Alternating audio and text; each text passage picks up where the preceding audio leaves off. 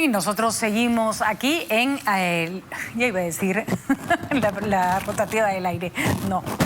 Estamos en Nada Está Dicho. Jaime Chincha me ha cedido su silla el día de hoy, encantadísima en reemplazarlo. El lunes estarán con él nuevamente. Y nosotros estamos mirando un poco, y de hecho se lo hemos preguntado al señor Bruce, cuáles son las cosas que están haciendo los candidatos que han provocado que esta encuesta de Datum haya una diferencia importante entre el señor Castillo y la señora Fujimori. 5 puntos no son poca cosa en una segunda vuelta. Y sobre todo que parecieran que no logran captar ninguno de los dos más votos de los que ya captaron. Mauricio Sarabia está con nosotros, analista de campañas, analista en comunicaciones, y que nos va a permitir ver hacia dónde van, si saben hacia dónde tienen que ir y de dónde pueden sacar más votos. Mauricio, ¿cómo estás? Buenas noches.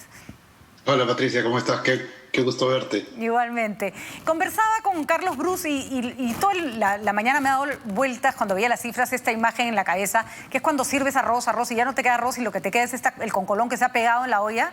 Esos parecieran son los votantes que necesitan captarse ahora, los más difíciles, los que no terminan de convencerse y que de pronto no quieren salir de la olla, es decir, que no quieren votar por ninguno de los dos.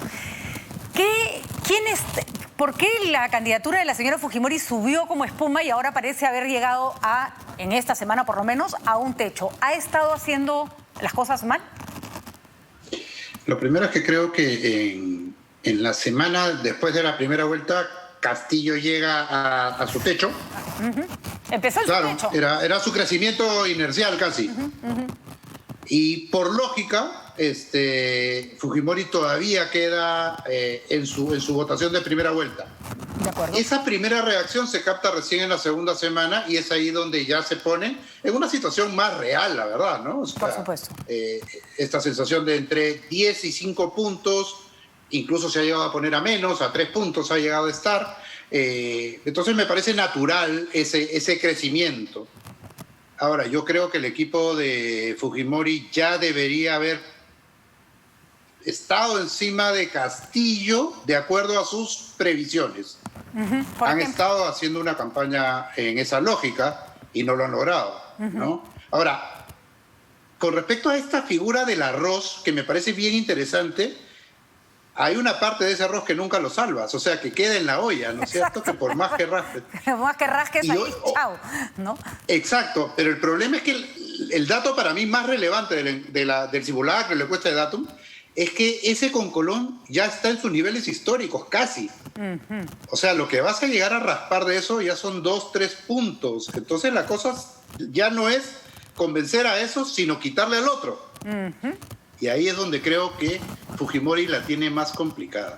Más difícil. Ahora, algunos errores podrían señalarse en esta última semana, porque Castillo aparentemente ha subido un poquito, o sea, está todavía en el margen estadístico, pero en todo caso no ha caído, es decir, subió como un cohete y se quedó ahí, ¿no es cierto?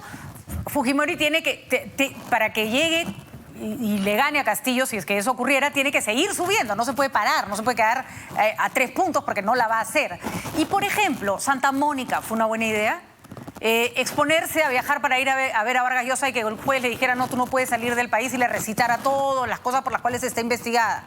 ¿Fue una buena idea? Digamos, ¿está en el sentido correcto la señora Fujimori? Mira, lo que dicen las cifras es que no. A ver, hay 2 datos que me parecen centrales en la encuesta de Datum que vale la pena traerlos acá. El primero es lo que tú mencionaste, Santa Mónica, ¿no? Le han preguntado a la gente, oye, ¿Castillo se corrió o estaba haciendo sus cosas de campaña? 45% dice que estaba haciendo sus cosas de campaña y 40%, la votación de Fujimori, dice se corrió. Entonces, ese es un mensaje que le ha llegado a los votantes de Fujimori, a nadie más. Ha pregonado sobre los convencidos, digamos. Pero lo segundo que me parece más importante, Patricia, es que el 70% de los entrevistados creen que lo de su hermano Kenji fue una estrategia de campaña, que no fue algo, digamos, real, concreto. Qué fuerte. No fue una reunión familiar. Es fuerte. Ese dato es muy fuerte porque además creo que no solo no le sumó, sino que recordó todo el daño que le hizo a Kenji. ¿no? Y le sumas todo lo que tú has mencionado, ¿no? El recordarle por qué está procesada. Cuando uno lee un poco lo que el juez dictamina, No, no es poca cosa. No, es de terror. Sí. ¿No? Es de terror. Era como para, mejor no le hubieras preguntado para que no le recuerde a todos porque la señora Fujimori no puede salir del país, ¿no? Exactamente. Entonces sí, son hechos que van sumando y que curiosamente en una semana que parecía que los dos iban a perder, la que pierde un poco más es Fujimori. Pero esto es una campaña, Patricia, que creo que quien va a salir ganador o ganadora es el que lo haga menos mal, no es el que lo haga mejor. Es terrible. Todos los días nos sorprenden De acuerdo. con algo que nos decepciona, de un lado y del otro. Eso ya nos ubica, y las encuestas lo dicen, o sea, nadie se despunta, todos están pegados y se va generando un tejido de confrontación complicadísimo. Lo dijo ayer Vergara con Jaime justo en este mismo espacio, ¿no? O sea, cuidado con lo que estamos generando. El 7 de junio creo que la mitad del país va a estar de mal humor. O sea, y cómo se va a traducir ese mal humor, esa molestia, va a ser muy... Y cómo se va a traducir y cómo la va a canalizar el que gane va a ser muy importante. Ahora, Mauricio, hay un punto que sí me interesaría tocar. ¿En cuánto puede golpear a Castillo el ataque a la prensa? Porque, ojo, vamos a ser claros en que la condena es absoluta. Pero una cosa es que sea condenable el hecho y otra cosa... va a parecer una aberración, pero es la manera que hay que analizarlo, es que sea popular o no. Es decir, la prensa no tiene buena prensa, valga la redundancia. Entonces, la gente cree, uy, ahora porque Castillo ha atacado la prensa, entonces Keiko va a subir en las encuestas. ¿Necesariamente? No. Yo por lo menos creo que no. Creo que ese tipo de gestos, de impactos... yo no encuentro la ligazón con intención de voto. Es más peligroso, creo yo, que alguien que fue candidato como López Aliaga tenga un discurso muy efervescente que lo que menciona Castillo, porque eso no es contradictorio con lo que ha sido el discurso de Castillo toda la campaña.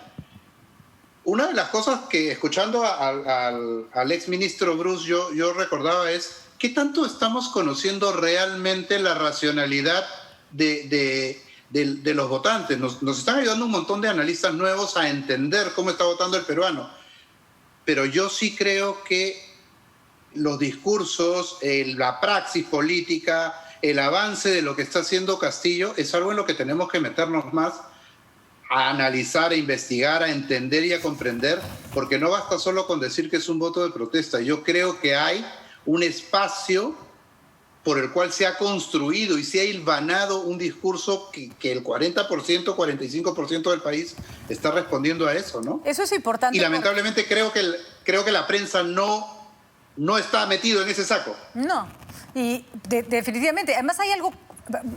no hay una cobertura imparcial, eso no se puede ocultar y eso ha generado bronca entre la gente. Yo lo digo desde RPP porque nosotros hacemos un esfuerzo sobrehumano. Sí. O sea, hacemos un esfuerzo todos los días, contamos hasta las horas que se le da a cada uno de los candidatos o sus representantes. Ahora, por ejemplo, nos ha fallado el señor Julio Arbizu, hemos buscado a otra persona con la que vamos a hablar en un momento porque no nos gusta quedarnos sin dar ambas partes. Pero no ha sido la constante.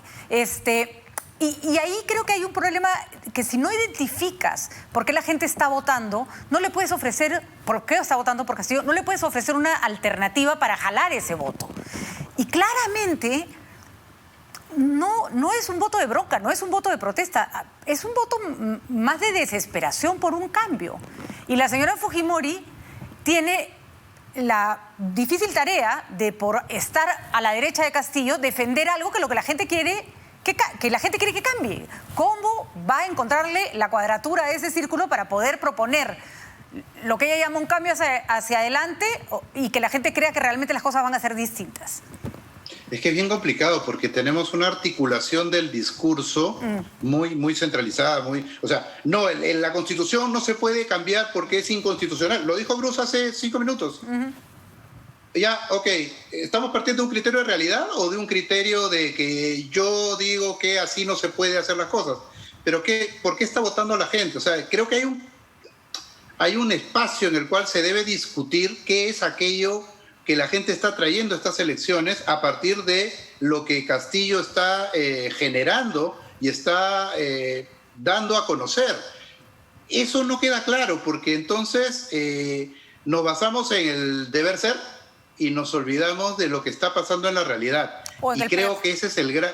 O en el prejuicio, ¿no? No hace Castillo, sino es el votante muchísimo. de Castillo, ¿no?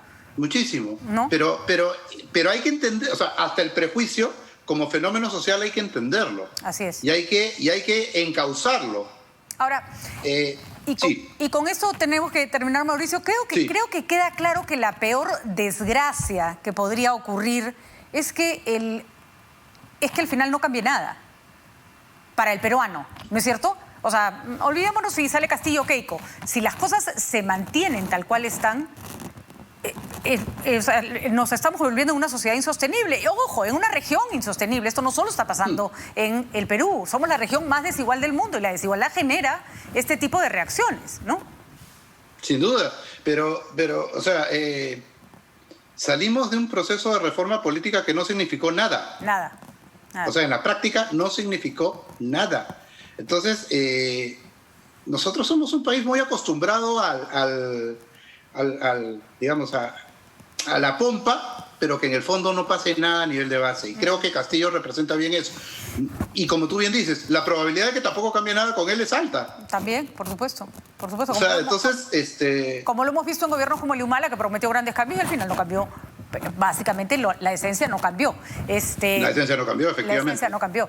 Muy bien, Mauricio, vamos a ver qué ocurre. Finalmente, creo que como tú bien dices, no hay que mirar con un wishful thinking, no hay que mirar en la realidad como quisiéramos que sea, sino como es, ¿no es cierto? Así es. Y sobre eso no denigrar el voto ajeno, sino comprenderlo, sobre todo si quieres captarlo, ¿no? Y en eso parecía que no, la propuesta de la señora Fujimori no está avanzando. Ahora también hay que decir que el señor Castillo, aparentemente, ni aunque se trepe a un trampolín, sigue subiendo, ¿no?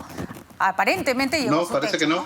Aparentemente parece que no. Va a bajar un poquito más el blanco viciado pero ya estamos en los límites casi de lo que va a pasar, ¿eh? Muy bien. Muy bien, Mauricio, encantador hablar contigo. Vamos a seguir conversando conforme vayamos viendo más sondeos y conforme se acerquen el día de las elecciones. Un abrazo.